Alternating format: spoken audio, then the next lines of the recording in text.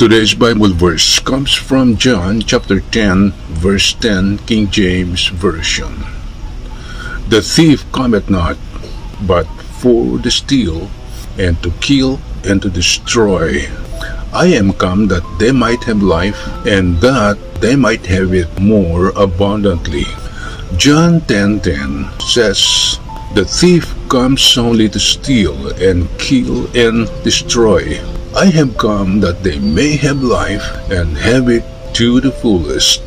This verse contrasts destructive forces, including false teachers, or Satan, who seek to exploit people, with Jesus, who provides abundant, meaningful, and eternal life to those who follow Him as the Good Shepherd.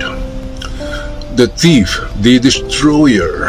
The thief represents forces and people who try to harm and take advantage of others. In the context of the passage, this refers to the religious leaders who, unlike true shepherds, were self-serving and only sought their own gain by exploiting the people.